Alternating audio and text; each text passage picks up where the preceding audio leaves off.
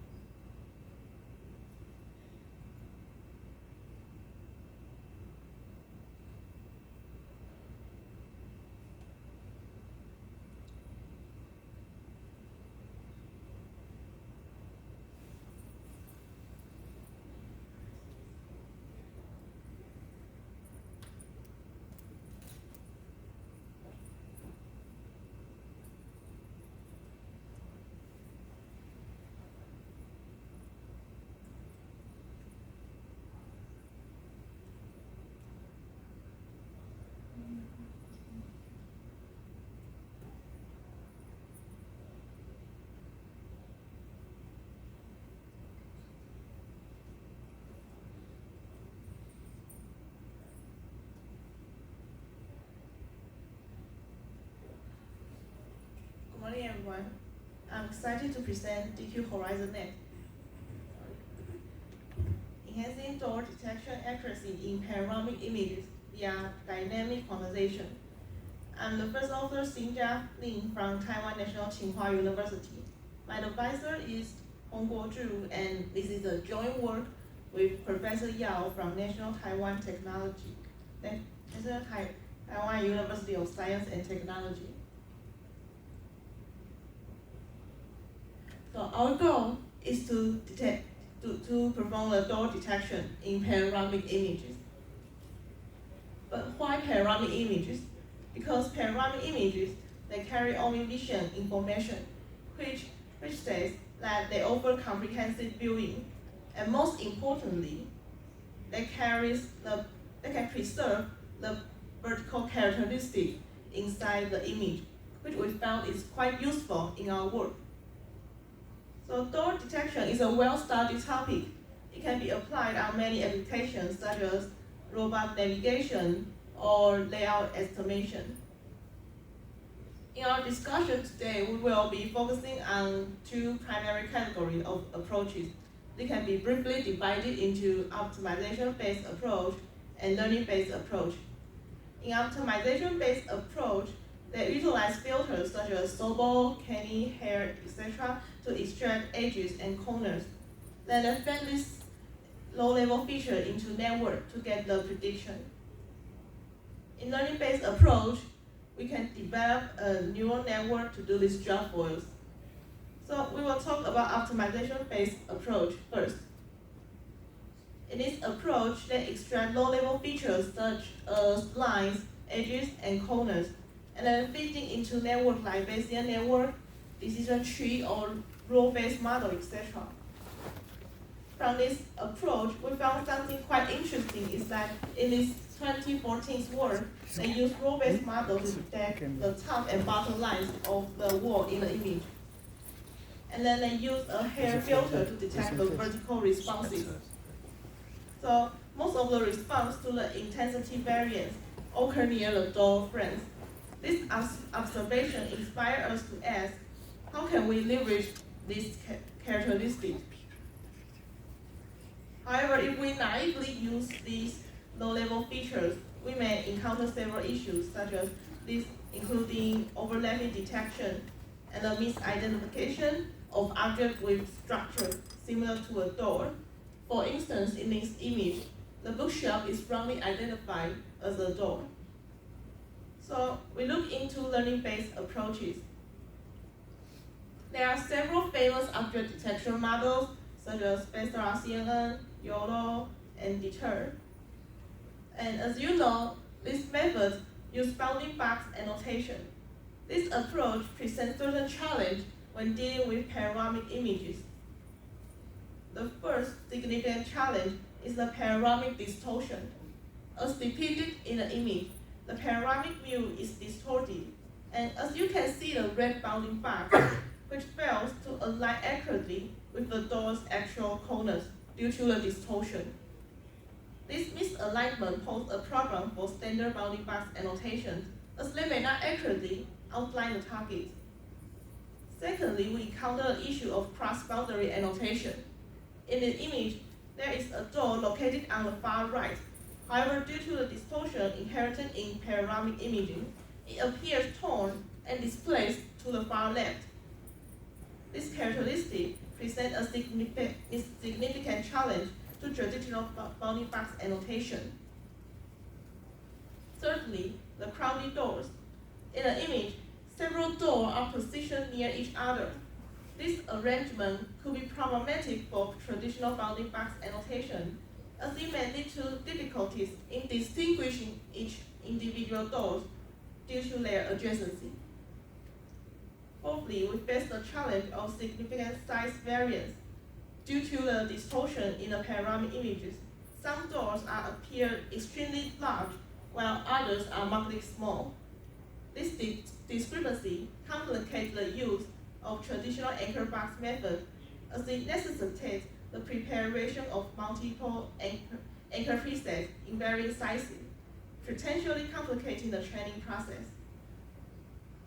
In summary, we face the several major issues, including the significant distortion, the cross-boundary issues, and the size variance. Traditional bounding box annotation may not provide the accuracy needed for panoramic images and could be inefficient for training purposes.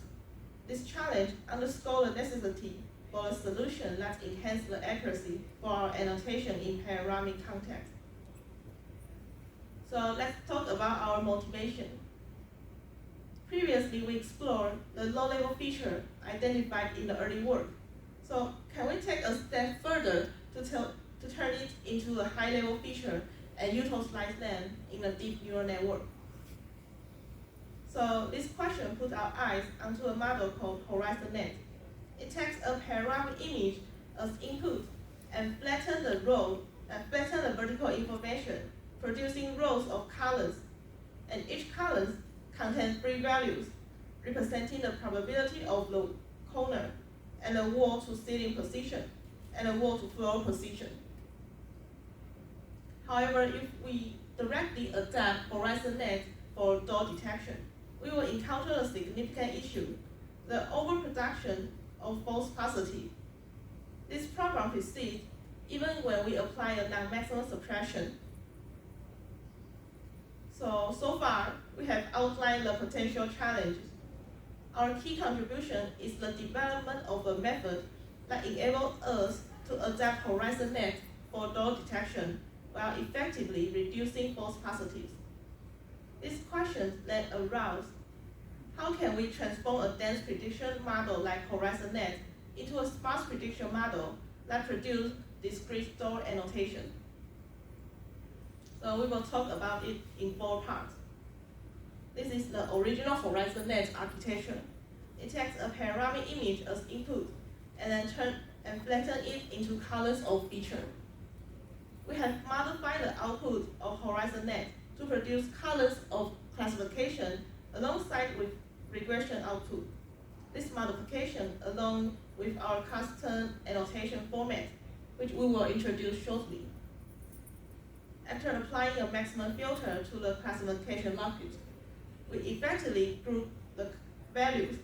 This step helps us in identifying the peaks of the probabilities, which is crucial for isolating the most likely door's location.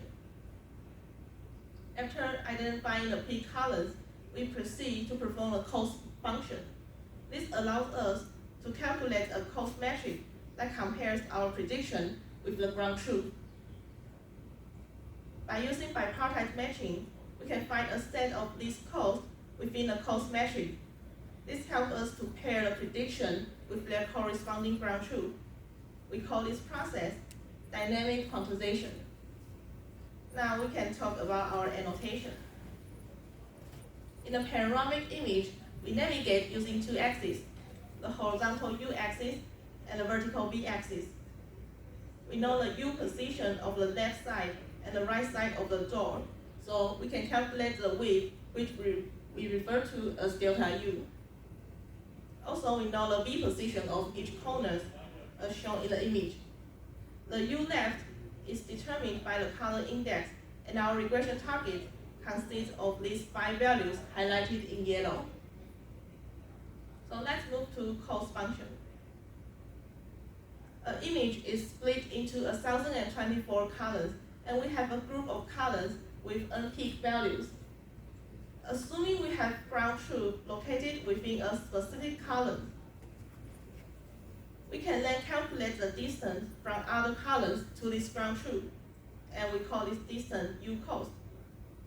Our goal is to perform a bipartite matching to identify a set of colors in the cost matrix that collectively have the lowest U cost. This enables us to train the model effectively with this paired column. In our experiment, we utilize 0 indoor data set to both train and evaluate our model. Our baseline included the original HorizonNet and Deter to comparative analyze with our model. It's noteworthy that both of the original HorizonNet and Deter require applying non-maximum suppression to enhance their performance, whereas our model does not. As a quantitative result, our model significantly outperforms others, mainly due to our substantial reduction in false positives. This key improvement greatly enhanced the overall precision of our model. As a qualitative result, it is evident that HorizonNet's major issue is the overproduction of the false positives, where Deter struggles with accurately detecting doors, resulting in a higher rate of false negatives. We can see another cases.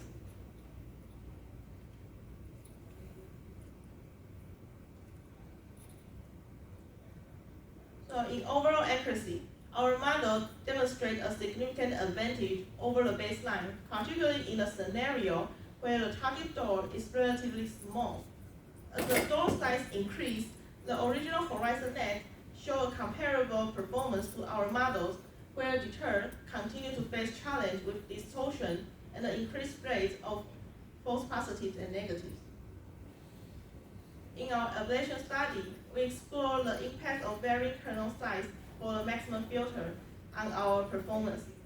We observed that the difference in performance between kernel size 29 and 100 is not substantial compared to when the kernel size is set to 0. This indicates that incorporating a maximum filter with a non-zero kernel size does contribute to enhancing the model's accuracy. Here we can clearly see a significant misalignment when the kernel size is set to 0. We also experiment fixing the columns by the same margins. However, if we set the column number too low, it will lack precision, and if we set it too high, it will be similar to the original HorizonNet. Our model does have certain limitations. The primary constraint is that it requires the pitch and roll angles of the camera to fix at 0 degrees, ensuring that the input image are vertically aligned. Another limitation of our model is the requirement for target object to be vertically aligned. This alignment allows us to utilize the color index effectively to pinpoint the object's location. In conclusion, our first contribution is to point out the key challenges in this task. Our key contribution is the introduction of dynamic quantization, which empowers HorizonNet to efficiently perform sparse prediction without the need for post-processing steps like non-maximum suppression. We appreciate the reviewers for their constructive comments and the support from the sponsor, Taiwan National Science and Technology Council. And this is the end of my speech. Thank you.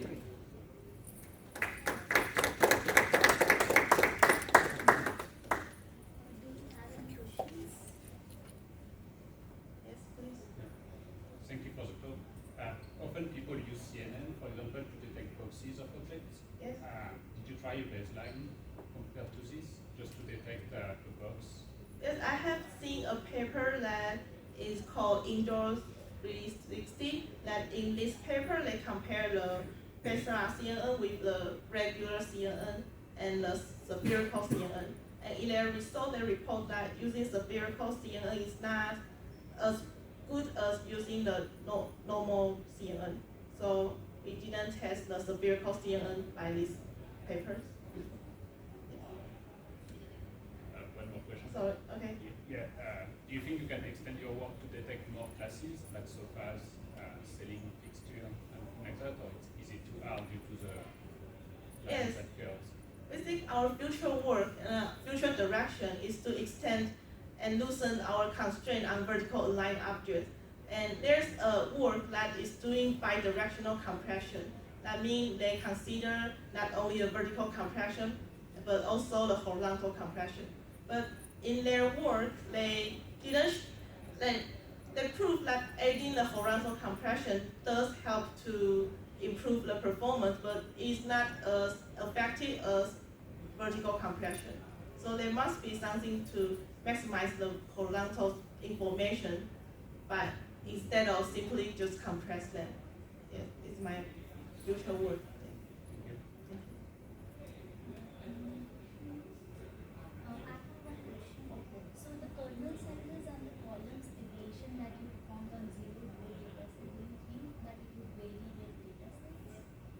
Like this kind of aberration have to be performed every time you pick up a new data set? Or would that not matter? No, like which column, like how many columns give us the best performance? Would that change with data set or is it on a